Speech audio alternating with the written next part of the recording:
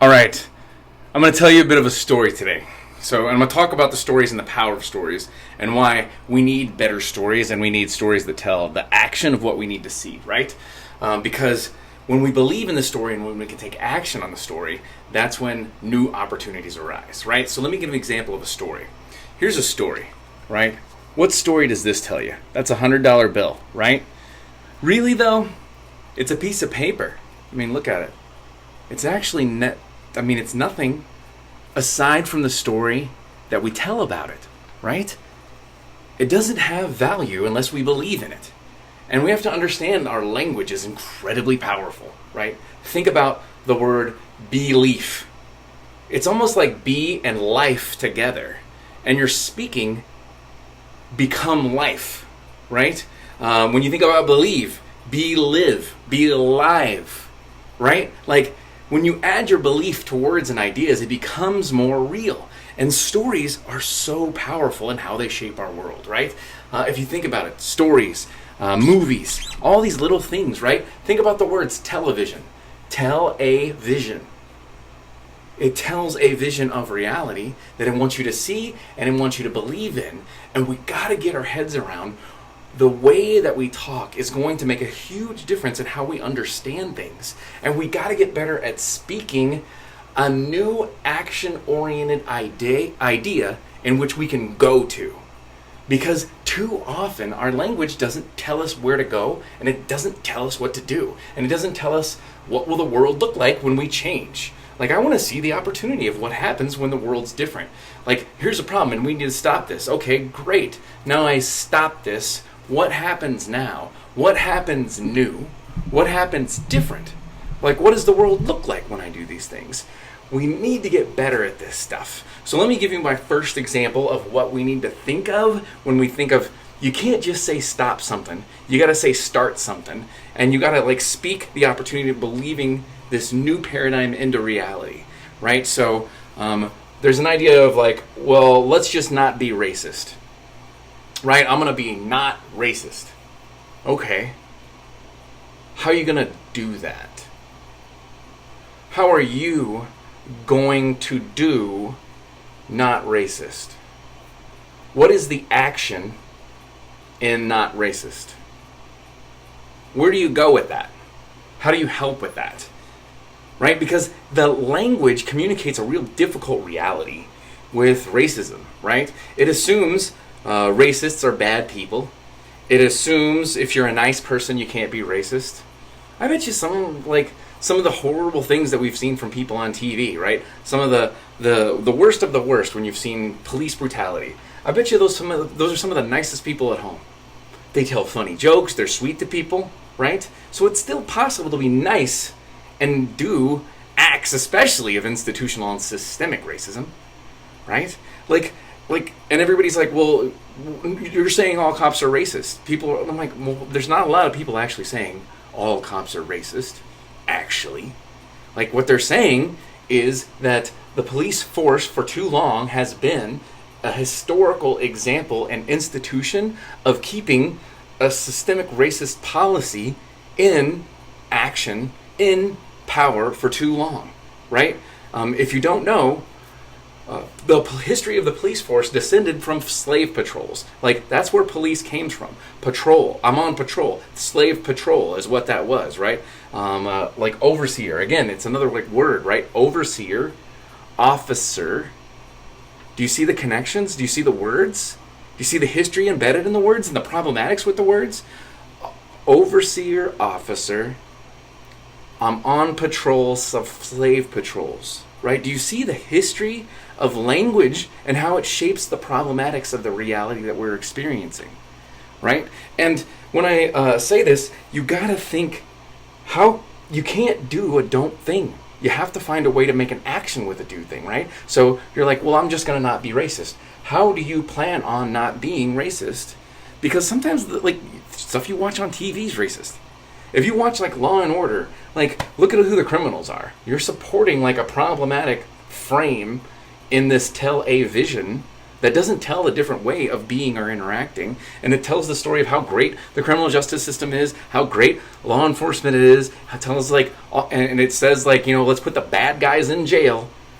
Like, too often we don't think well, why is this happening anyway?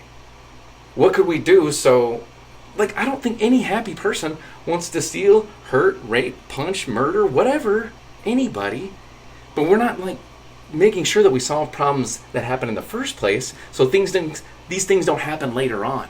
We need to figure out how to give people the things that they need first, and then we're not going to see the same outcomes. But instead we try to enforce these laws. And some of these laws, we break the law all the time. Everybody breaks the law all the time. If you drive a car, I guarantee you break the law a lot. Right? And now we were seeing a whole bunch of cities are adopting the mask policy, right? The same people that I see are saying well, just follow the rules. Just do what they say. Just comply. Just make sure you're not breaking the law and you got nothing to worry about. Or running around today, the first day it's enforced, with no masks on, even though it's the law. There's no do. People need a do. They need to see the story of a do. They need to understand do, right? So we need to move, let's start with that example. Let's look at not racist. There is no action with it. Okay, now let's make words that have action with it. Let's look at being actively and intentionally anti-racist. Right? Now that means I'm looking around, I'm listening. I'm trying to see when stereotypes happen. I'm looking for discrimination. I'm looking for a sense of prejudice. I stand up for when people are marginalized, right? Now there's an action involved. Now I'm looking for things to do. Now I have an identity of someone that does something, right? If I'm Rowdy the anti-racist, there's a certain expectation of what people can expect from me because this is something that I actively do, that I actively engage in, that I make sure I put my time and effort towards. Right? Do you see how it's a do? Now it's a do. There's action, language embedded in it. And in institutions, all institutions suffer from systemic racism. I have a friend who's in Nigeria who has one American friend that told him that there's no problem with systemic racism in America. And I'm oh my God. There was problems with systemic racism in Nigeria, and I can tell that's true because I'm not even white, and everybody thought I was awesome. And I was the one person that looked different. Everybody treated me nicer than everybody else next to them. Do you see, how, systemic-ism is in things? But, we tell people these stories, and then that story becomes a reality that people go out and perpetuate because they keep telling these stories over and over again, right? It's amazing what language does to create and shape reality. You do not develop memories. You don't remember things till you have language for stuff. And if you don't have language for certain things, you can't have outcomes that you would hope to see, right? Remember, we all come from indigenous people who lived in small tribes, and there used to not be police. We just took care of stuff together. We just figured it out. We just looked out for each other. That's what we did. We didn't need police.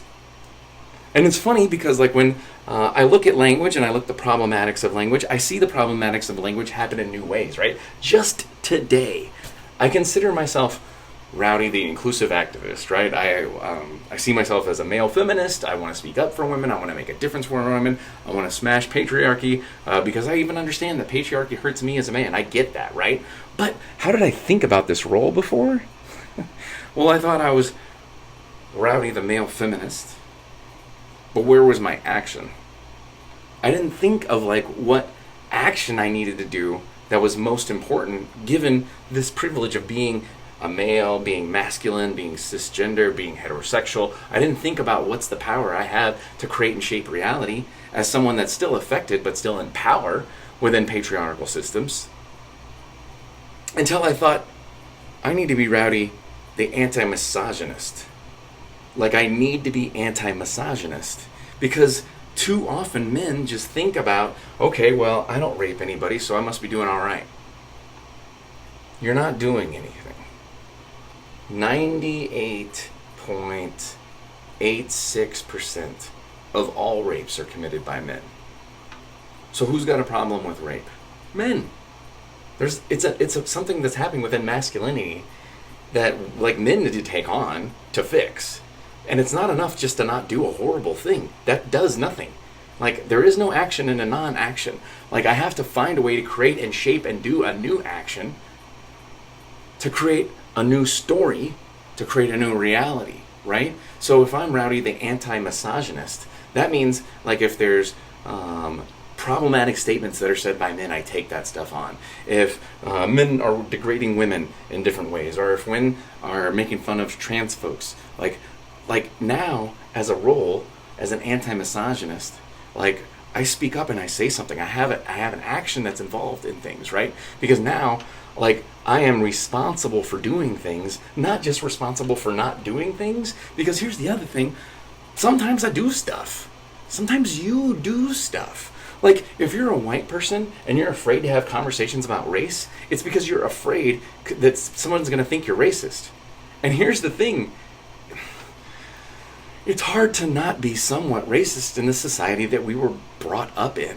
Everybody, to some degree, is racist. Like, if you know a list of negative stereotypes about a group of people, like, yeah, man, you're racist. Because you know that stuff. It exists in your brain. Just because you don't say it doesn't mean you're not affected by it. Like, it still takes up some real estate in your brain. And, like, these things, these patterns, they play out in movies and TV shows. And, like, when we're worried about stuff, right? Like, when we're like, oh, I better hide my $100 because someone might steal it.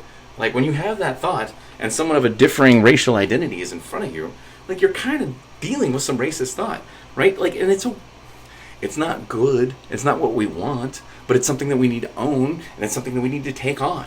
Like, if we can own and take on that we have these thoughts, these problematic thoughts, and again, if you think you're not racist, Harvard implicit bias test, check it out. If you think you're not sexist, Harvard implicit bias test, check it out. See, like, it's just reaction time and association stuff. Like, if you think you're truly just a good, nice person, you never do these things, you don't have any problems, check it out. Because I am very active in what I attempt to do to help folks. When I first took the Harvard implicit bias test, I think I had a moderate belief that white people were better than black people. And I needed to go hang out. I needed to make friends. I needed to understand blackness. I needed to read books. I needed to be exposed to a whole bunch of different things just to shift that. And now, like I only have a very slight favoring for white people over black people, but I still got a problem. And you see how, like, owning that problem gives me the ability to take action and do something different because I become aware that there's something to fix. Now, what I still got a lot of work to do is on the whole area of, like, that I think that I associate women with family stuff and men with work, like work out in the field. Like, I need to do a lot of work on that, right? I've probably got a lot of ableist stuff in me and thinking that able people are better or smarter or whatever. And I know for sure. Like, when it comes to body image stuff, it's ugly. It's ugly in here. It's bad. Because I give myself a hard time just because, like, I put on a little bit of weight. Like, some people can't lose weight. It's just medically not possible. And I run around with these thoughts, right? Like, you need to take action with stuff. And some of the problem right now is we're telling stories, and I don't think the stories create the reality we need to see. Right? So being critical, looking at my folks, right, we'll say, let's not be racist, or I don't want to have conversations about race because I don't want to look racist. Well, if you're anti-racist, you're going to expect that you're going to make up some mistakes in fighting this thing because we know that it is something that it lives here. It lives within us. We struggle with it. We work with it. And then we can communicate the fact that we're struggling that with other folks. And we can help other folks understand where we've fallen, where we've had breakthroughs, where we've had breakdowns. We can talk about those things, and we can begin to shape the new reality. We can look at the progress to get to this new space and place, because now we're active, we're in the process. We stand up for folks. We, like, flex the, like, respond well muscle over and over and over and over again to where we don't get too scared to say things, because now we've practiced being bad. Because you're going to be bad at being anti-racist at first. You're going to be really bad at being anti-misogynist at first. Because, like, sometimes you're going to be like, oh my god, they said something misogynist. Like, you're going to just need to train yourself to pick that stuff up in the first place before you're going to have a shot at even responding to things. Like, we need to change stuff. And I'm going to give you a great example where we need to work on changing things better. right? This whole conversation that we have about defund the police, where's the action in it? People say there's an implied action. There's an implied action to defund the police, right? We take those funds and we reinvest it in the community. Now imagine you live out in the middle of nowhere and you hear defund the police. Where do you hear action in that story? Like, where do you hear like the new opportunity or the new reality, right? And say people are like, okay, I'm on board, right? You got me with the Black Lives Matter thing. Like, I'm ready to be in the fight. I'm ready to be there for you. I'm ready to have the difficult conversations. Here we go. Now you hit me with defund the police, right? And this is the first time I've ever even heard that idea. And I've seen people try to have these conversations with some of these folks online, and they're like, well, here's the book I read. I don't know that works. If you can't articulate the future to this person in a way that like shows them the opportunity of the new way of being in at least like 6 to 10 lines, then I don't know that you can advocate, because you can't tell the story of where we're going. And they're like, well, just read this book. They're not going to read the book. There's no way they're going to read the book.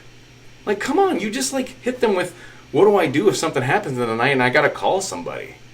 I heard Trevor Noah say, we figured this out before with paranormal issues, because we used to call police when there was ghosts, and now we call Ghostbusters, right? It was funny, but it's like, now there's like a new like idea of what could happen. Because if there was ghosts and we call Ghostbusters, we don't go, call the police, because there's something else that helps with that, right? Like, say there's like a homeless person around your house, and you're like, oh, I don't like this homeless person being here. Like, what if you could call and give the ability to give that person a home and food and be put up, and then like potentially get plugged into like work rehabilitation programs, work programs, like. If there was any type of, I'm not saying homeless people are on drugs, but if there was any drug issue, that they could do something about that, right? Do you see how, like, that's so much better than calling the police? Now, see, instead of it's just defund the police, I think we need to say defund the police and refund the community, because refund the community tells us where we're going, and it tells us where we want to spend our money. It tells us where we want to show that we have value. It articulates a future. It articulates an opportunity of where we can go and what we can do with that, right? Like, because I worry, like, the defund the police thing, because it doesn't have a do associated with it other than just take resources away, and not to where to reallocate or how that would work or what that would look like and how much better that system would be. Like, when I talk to even police officers, and I say, wouldn't it be cool if we rewarded you when everything was fine, because what we really want is active peace? They go, yeah, that would be awesome. I love that. Like, I hate going from call to call to call. Like, I hate being stressed out. I hate being like overwhelmed with the amount of things I have to respond to over and over again every night. Like, I hate the fact that, like, I'm fighting for all this funding, and, like, I think, like, one of the last times I checked, in the city of Phoenix, there was all this money to hire new officers, but they couldn't get anybody to apply for the job. Because the job inherently sucks. And, like, the rewards for the job don't work. Like, I don't want you to come when I call really quickly. I want to not need to call you. Do you see how that story communicates something so much better for me as a community member, as well as even police officers potentially? Now, I'm not saying I haven't communicated this to police officers and they haven't been like, that's stupid. I have heard that. But I've also heard officers that go, God, that'd be nice. I could just make sure things are cool. Like, I wouldn't have to mess with anybody. I could just be around, and like every time like there's some issue not to respond to, I wouldn't have to worry about that. Like, that's a cool thing. But let me tell you again how stories cause problems, right? In police world, there's a story of an idea called the thin blue line, right?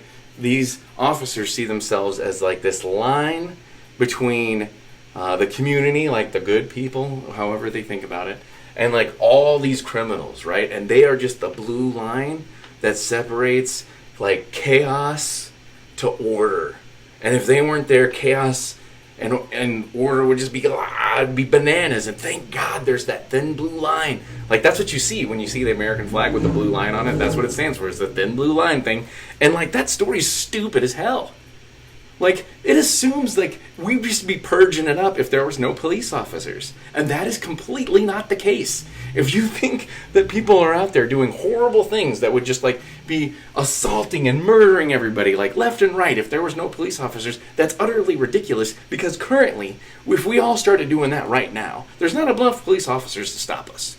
Like, we could just start robbing and stealing and assaulting and whatever as much as we possibly want. Because there's not enough of them to stop all of us if we wanted to do it. But it assumes, like, there's this base carnal thing within us that would want to do that all the time, over and over again. Which I'm like, what a messed up way to think about your neighbors.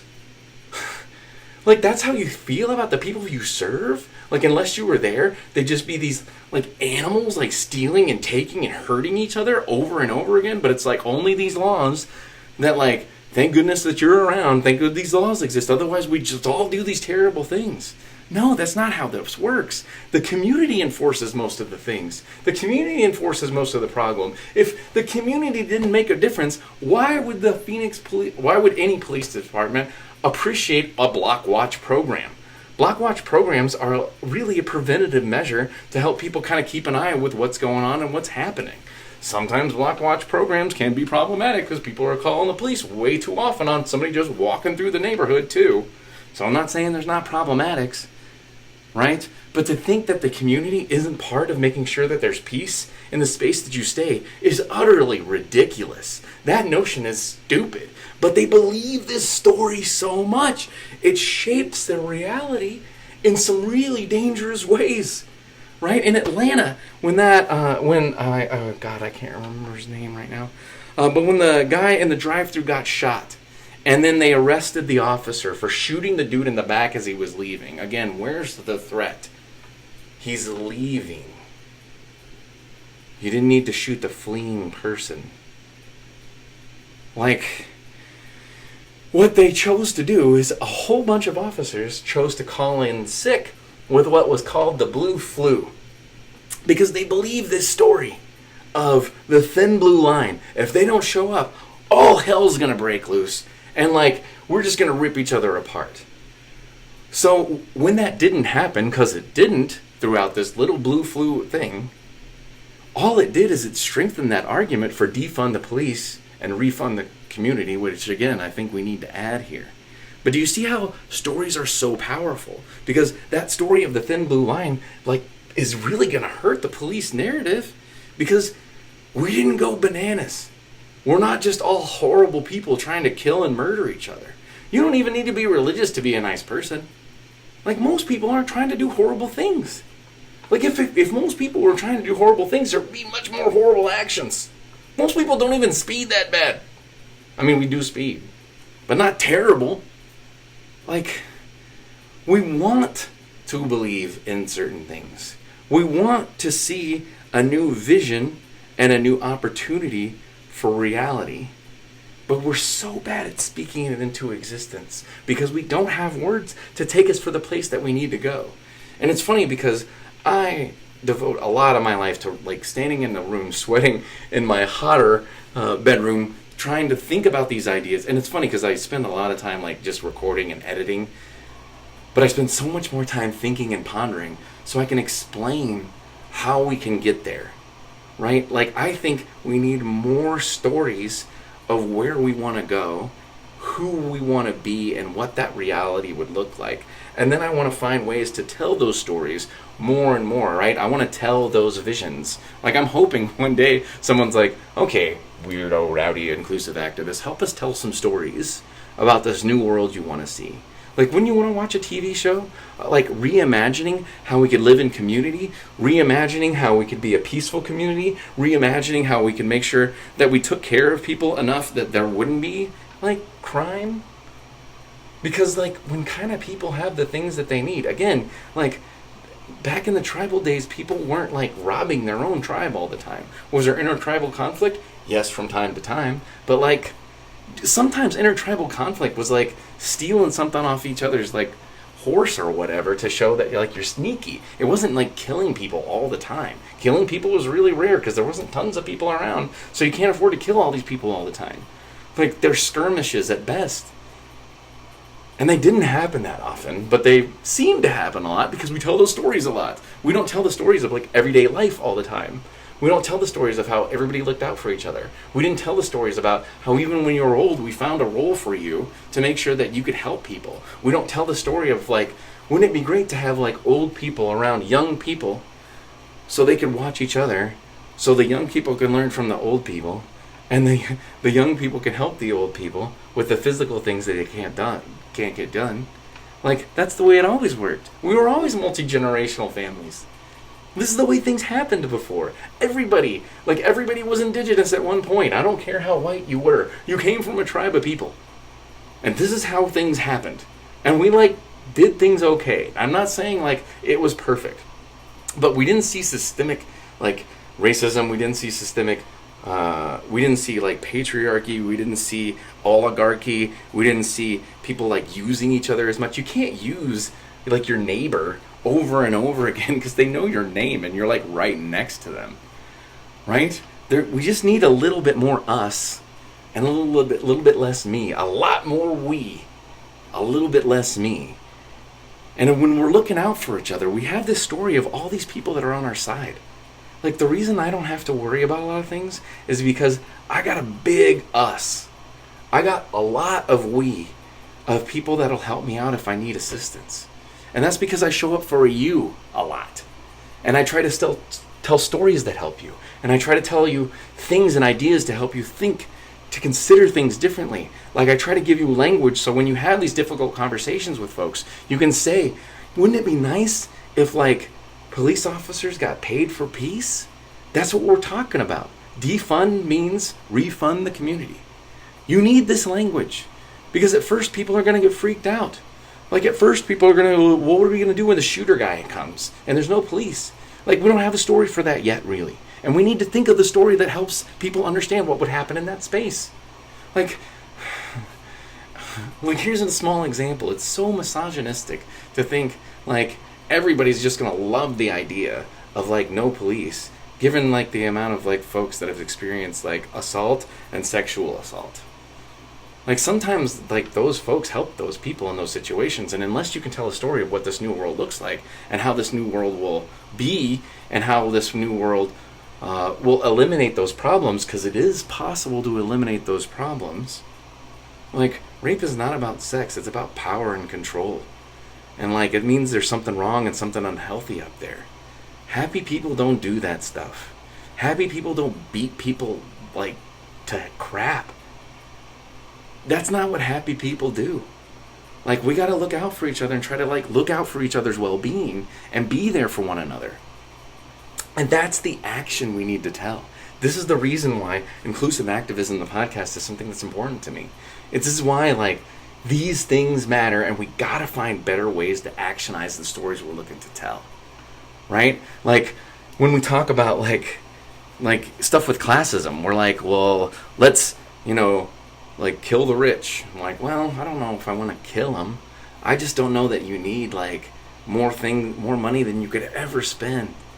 And we helped you get there. We helped you be that successful. And I feel kicking some of that back to the people that helped you get there is important. You see how much easier that idea is to take? We need to find ways to tell these stories better. And I need your help in telling these stories better. Because one of the things that's been really heartening is I'm seeing the power of everybody. It's funny because I hear people go, well, you shouldn't post your anti-racist efforts on social media. Part of the reason all this change has happened so fast is because everybody's saying it on social media, which is really kind of the only public square that we have right now. People are on board so much now because they don't want to be seen as someone that doesn't care and is getting left behind.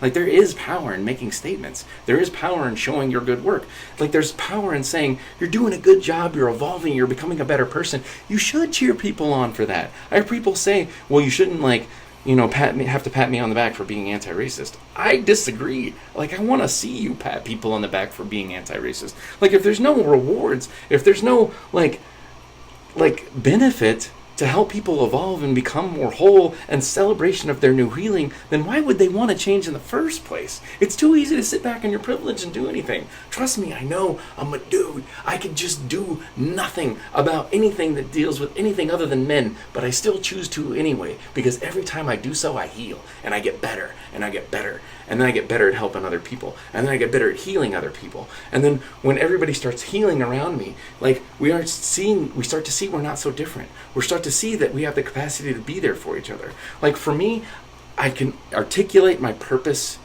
in a very clear way, which I love that pull fade and how that works. I work really hard to heal others. And as I work really hard to heal others, I find that I heal myself a little bit on the way. And as I heal myself a little bit along the way, we start to understand that we are in community. And once we realize we're in community, we realize we have the power to make the world a better place. That's it, right? I heal others, which heals myself, which makes us feel like we're a part of a community, what makes us work together for a better world. In everything I try to do, I try to have these 4 things circle around that idea.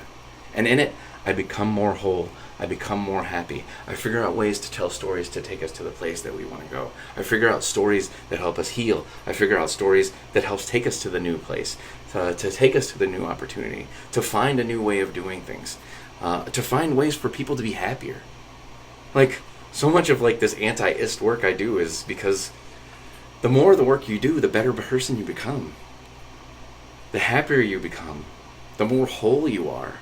The more like you can own your faults and flaws, because you know it's impossible to be perfect with this stuff. We're all in the process, but there's beauty in the process.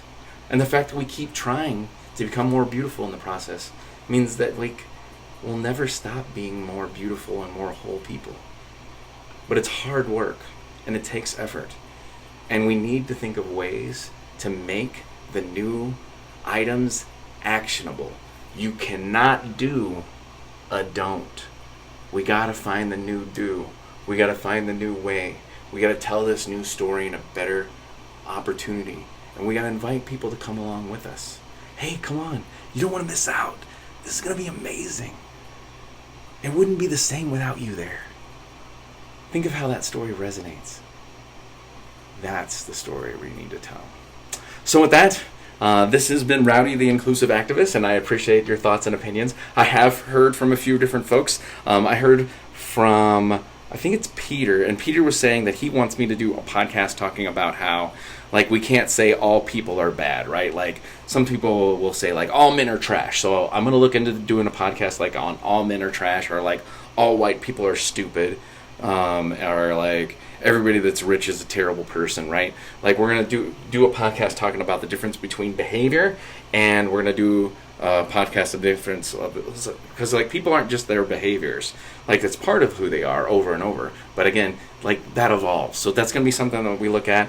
I've heard from Misty, who's talked about the pain of the same with me, and a lot of folks have talked about how the pain of the same has really resonated with them, and that they realize that they're just sitting on some nails. Maybe it's time to get on some nails and do something different, right? Remember? All that pain. Like, you just gotta choose something different. Like the opportunity of something different, something that's amazing. So with that, if you can share the podcast on any podcast platform, rate and review the podcast, that really makes a big difference. I put a lot of time into this. And if you just shared this one with one other person, it helps me find ways to tell that story better. I'm not even asking for money. I'm just asking for you to help me echo my voice to new spaces and places. Help me with that. And if there's something that you're like, well, I don't know how to tell the story with this, email me, inclusiveactivism@cox.net. That's inclusiveactivism@cox.net. Right? And what you can do is you can just record a voice memo on your phone and then email me the voice memo, and then I can like have a conversation with you, which would be super dope. Because like I'm trying to help you and I'm trying to heal you, and I need your healing because I got a lot of stuff to fix. Right? But share the thoughts and ideas and help me spread this out here and help me find a way to tell a new story. Because I need ways to tell new stories. And without your help, I'm just a dude talking to himself, looking at himself in a computer, in a room, sweating away when it's 104. And I'm trying to do something a lot more important with that. So with that, thank you for your time. Thank you for your attention. And I'm looking forward to talking to you again.